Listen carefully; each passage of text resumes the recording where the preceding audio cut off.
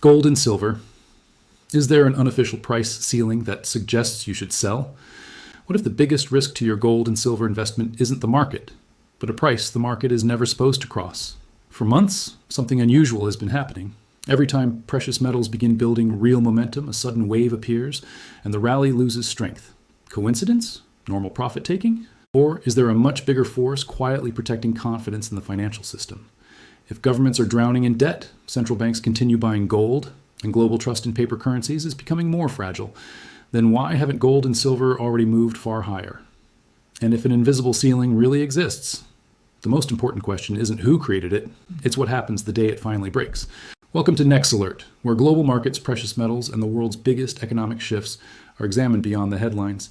Before we begin, if you're someone who believes protecting wealth is just as important as building it, consider subscribing to the channel and joining this growing community. And we'd love to know where you're watching from today. Share your country or city in the comments below, because it's always fascinating to see how far this conversation reaches around the world. Now, let's examine whether this so-called price ceiling is merely a market myth or one of the biggest economic warnings investors are overlooking. Gold and silver have always been more than simple commodities. For thousands of years, they have represented confidence, stability, and protection during periods of uncertainty.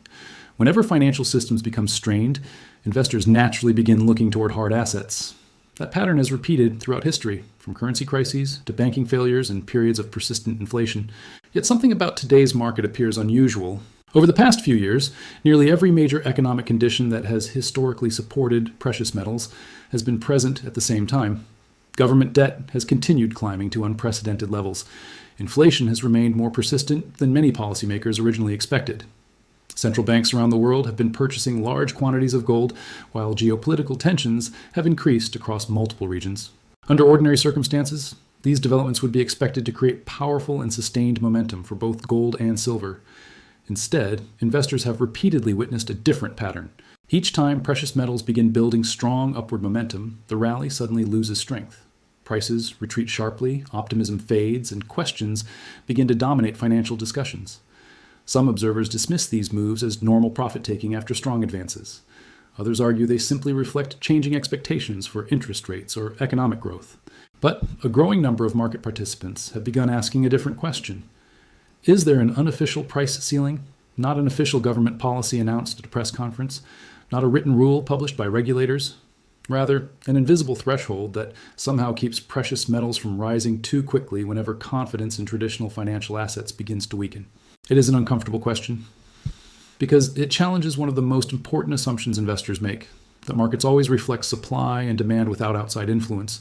History, however, suggests financial markets are far more complex. Governments have intervened in currency markets, central banks have intervened in bond markets, stock markets have experienced emergency support during periods of severe financial stress. Interest rates themselves are actively influenced by monetary authorities rather than being left entirely to market forces. When viewed through that broader historical lens, asking whether precious metals could also experience periods of influence is no longer a completely unreasonable discussion. It becomes a question worthy of careful analysis rather than emotional speculation. That does not automatically mean manipulation exists, nor does it prove that every decline is engineered. Markets naturally correct after powerful advances, and precious metals have always been among the most volatile major asset classes. The real issue is not whether every price movement has a hidden explanation. The real issue is whether larger structural forces create incentives for governments, financial institutions, or major market participants to discourage rapid appreciation in assets that often compete with confidence in paper currencies. This distinction matters. If gold and silver simply rise and fall according to normal economic cycles, then investors can focus primarily on supply, demand, inflation, mining production, and interest rates. But if additional incentives exist behind the scenes, understanding those incentives becomes just as important as understanding the metals themselves. Professional investors rarely make decisions based on headlines alone. They study incentives, they ask who benefits when markets move in a particular direction, they examine how governments respond during periods of financial stress, and how policy decisions influence capital flows across the global economy. That approach reveals an important reality. Gold is not merely another investment. It is often viewed as an alternative to confidence in fiat currencies. Silver, while benefiting from industrial demand, frequently follows the same broader monetary trends.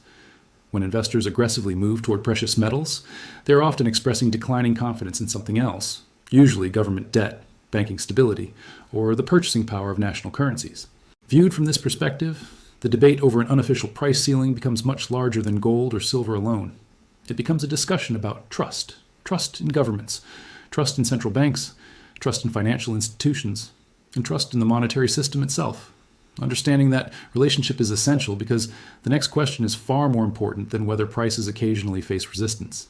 The real question is why governments might have strong incentives to prevent precious metals from rising too quickly in the first place, and whether those incentives are becoming even stronger as debt continues to expand across the global economy. Every financial system runs on one invisible ingredient: confidence. Not gold, not dollars, not stock markets, confidence. The moment people begin questioning whether governments can continue paying their debts without creating enormous amounts of new money, that confidence starts to weaken.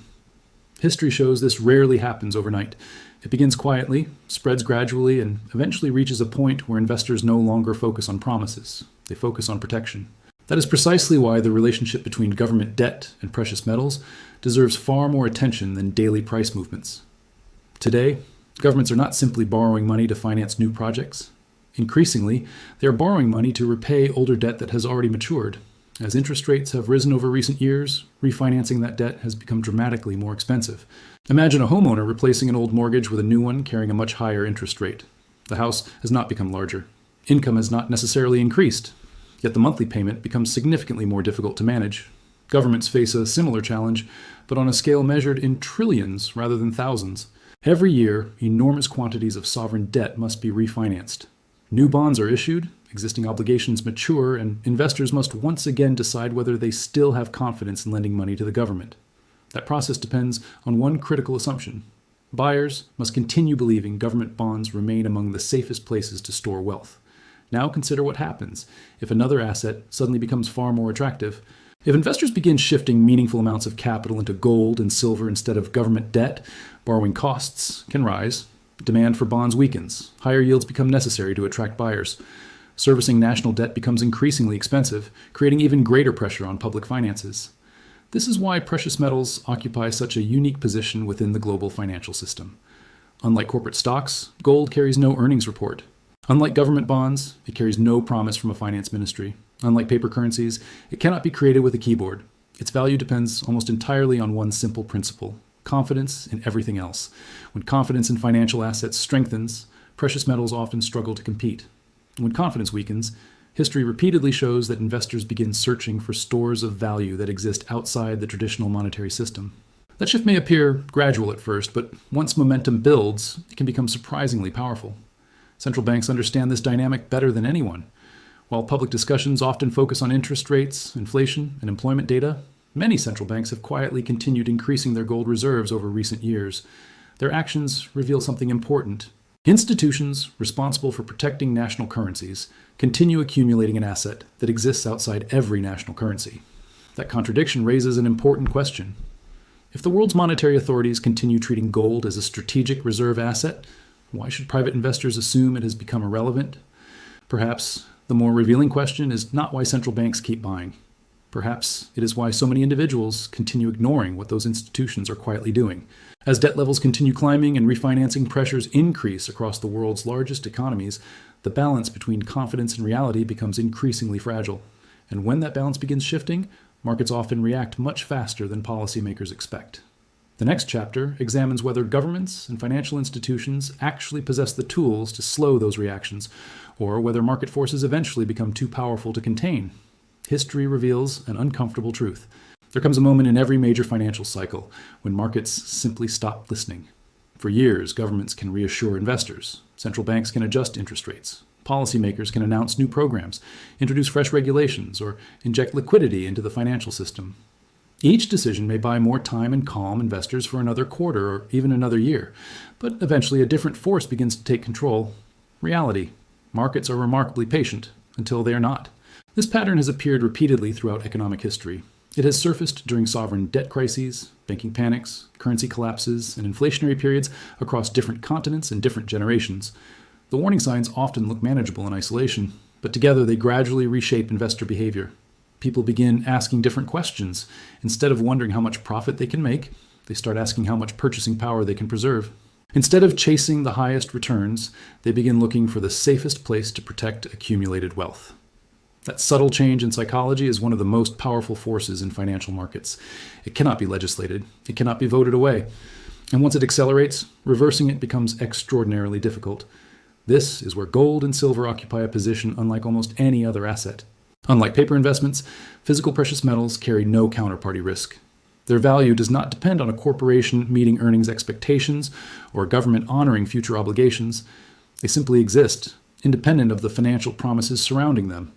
That independence becomes increasingly valuable whenever confidence begins to weaken. Yet confidence is not disappearing everywhere at the same pace. Around the world, central banks have quietly continued increasing their exposure to gold. Several emerging economies have diversified portions of their reserves away from traditional dollar-denominated assets. At the same time, geopolitical fragmentation has encouraged many nations to reconsider how they protect national wealth against future uncertainty. These developments are not isolated headlines. They are individual pieces of a much larger structural transformation. Meanwhile, silver is developing its own unique foundation. Beyond its monetary role, silver has become increasingly important for modern industry. Advanced electronics, renewable energy infrastructure, electric vehicles, medical technology, and artificial intelligence hardware all require significant amounts of silver. Unlike gold, much of that industrial consumption permanently removes silver from immediate circulation, creating additional pressure on future supply. This means silver is increasingly supported by two separate forces. One is financial demand, the other is industrial necessity. When both forces begin strengthening simultaneously, the long-term outlook becomes far more compelling than short-term price fluctuations might suggest. Of course, none of this guarantees uninterrupted gains. Markets never move in straight lines. Corrections are inevitable. Volatility remains part of every bull market.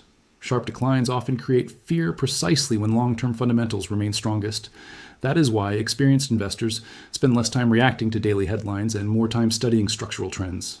Because while governments may influence markets for periods of time, they cannot permanently change economic reality. Debt must still be financed. Currencies must still maintain confidence. Resources must still be mined. And physical demand must still be satisfied. Eventually, fundamentals begin outweighing narratives. The real question, therefore, is no longer whether prices experience temporary resistance. It is whether investors are preparing for the day the market finally stops listening and starts responding only to economic reality. After examining government debt, central bank behavior, bond markets, and the possibility of an unofficial price ceiling, one question remains. Should investors sell their gold and silver? The answer is more complicated than either side of the debate would like to admit. If someone believes precious metals should rise simply because inflation exists, recent price action has undoubtedly been frustrating. Markets rarely move in a straight line, and expectations are often punished long before reality changes. Many investors buy after a major rally, only to experience the emotional pressure of a sharp correction. History shows that this cycle repeats in nearly every bull market. But frustration alone is not evidence that the long-term trend has ended. In fact, some of the strongest bull markets in financial history have included corrections large enough to convince investors that the opportunity was over. Those who focused only on short-term price movements often exited their positions just before the next major advance began. This is why experienced investors ask a different question. Instead of asking, "What did the price do this week?" they ask, "Have the underlying fundamentals actually changed?" Consider the evidence.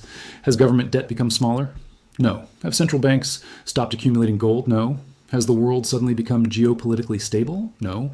Has confidence in fiat currencies strengthened enough to remove concerns about long-term purchasing power? Again, the answer appears to be no. If the structural forces supporting precious metals remain largely intact, then temporary weakness deserves to be viewed differently from permanent deterioration. That does not mean investors should ignore risk. Gold and silver are not magical assets that only move higher.